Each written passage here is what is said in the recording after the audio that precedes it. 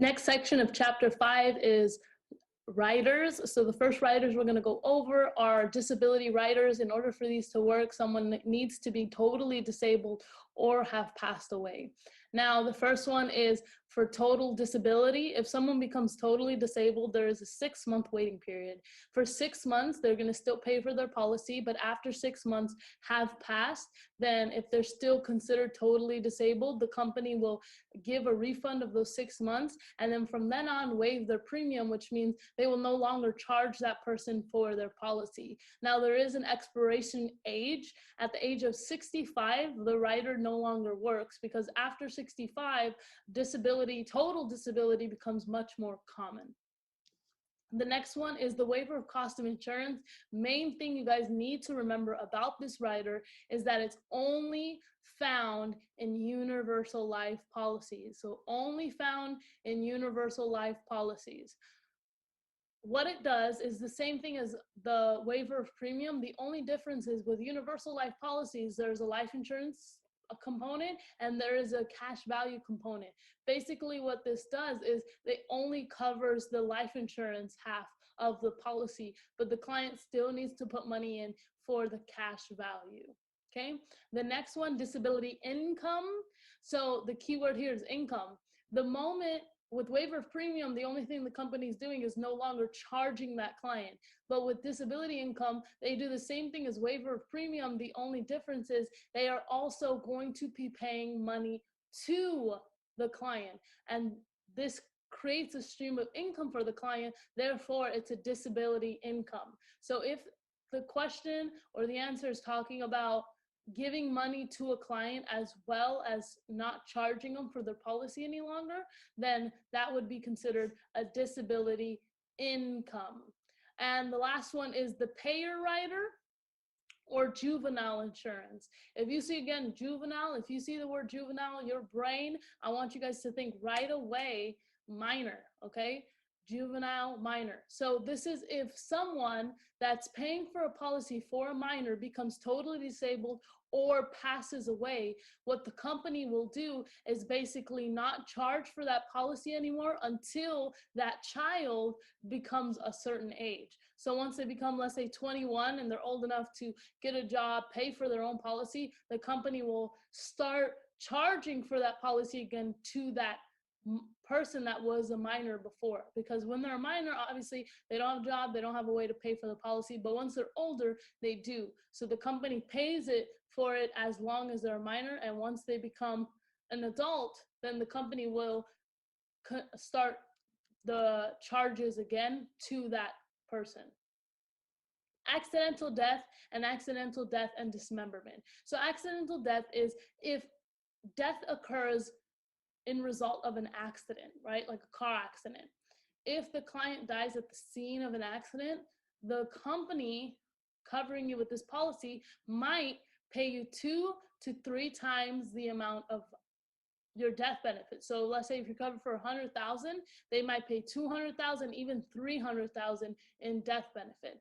But again, it's called accidental death. It means that they have to die at the scene of an accident, because if the cause of death says heart attack or, blood loss, that's not accident, right? It has to say cause of death, car accident. If it doesn't say that, then they won't get 2 times to 3 times the amount.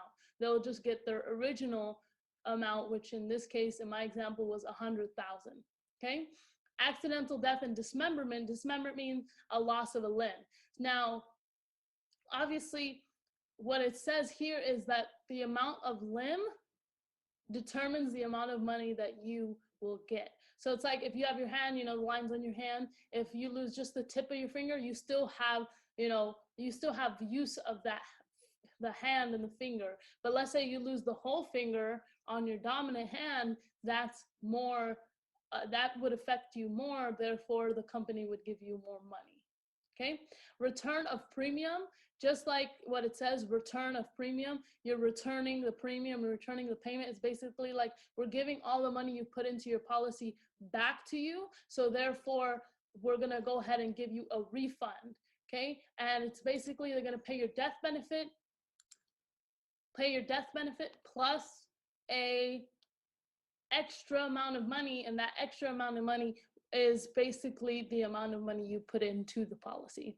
Okay, and the next column over, the cost of living rider, cost of living, inflation. Cost of living, inflation. So, you know, right now, if you're covered for 100,000, it would cover this, this, that. But if you still wanted to cover the same things, you're gonna have to make it go up, because right now 100,000 gets you so much, but if you keep it at 100,000, in a couple years that 100,000 will not get you the same things. So if you wanted to keep the same value and keep pace with inflation, the amount of coverage needs to increase over time, right? So the cost of living rider does that. Is every time it says inflation went up this percent, they'll put your coverage up that percent. Okay? Accelerated benefit or living needs rider. Okay? If you see accelerated benefit or living needs rider, you want to think terminal illness. Okay? Terminal illness. Now, this is if someone's terminally ill and they're said to die within 2 years or less. So if they say 6 months to live, things like that.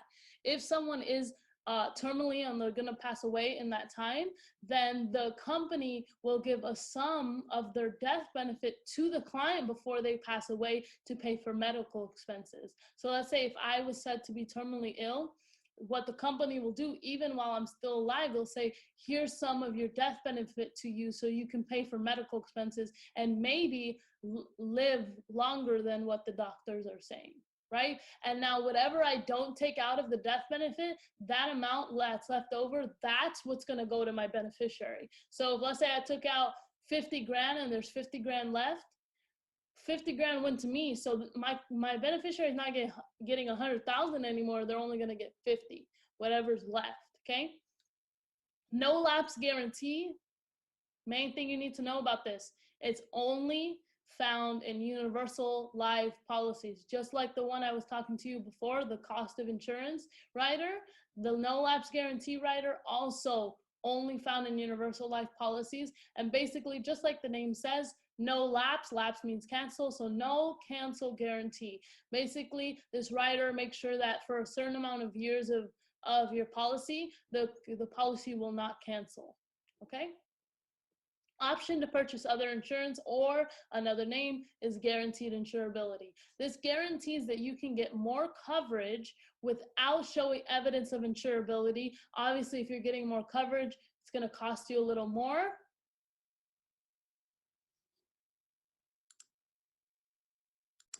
So the next one is option to purchase more insurance or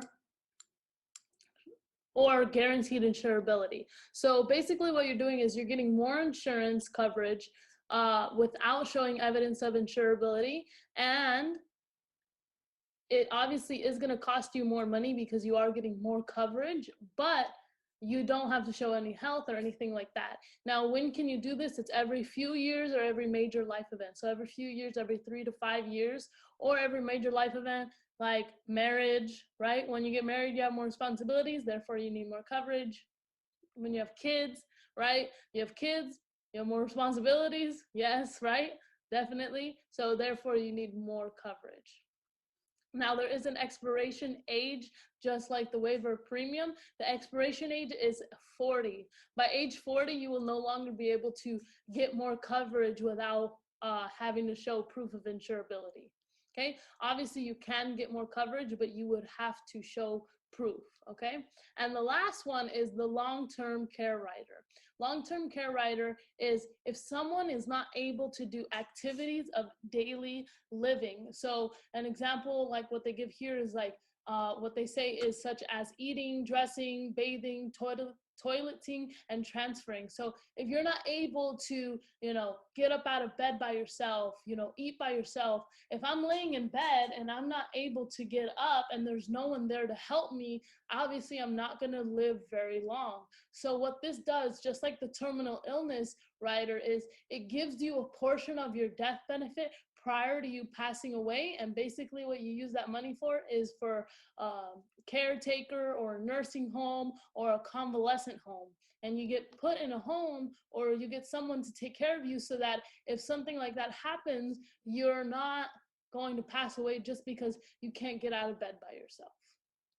And that is the end of the second section of chapter 5.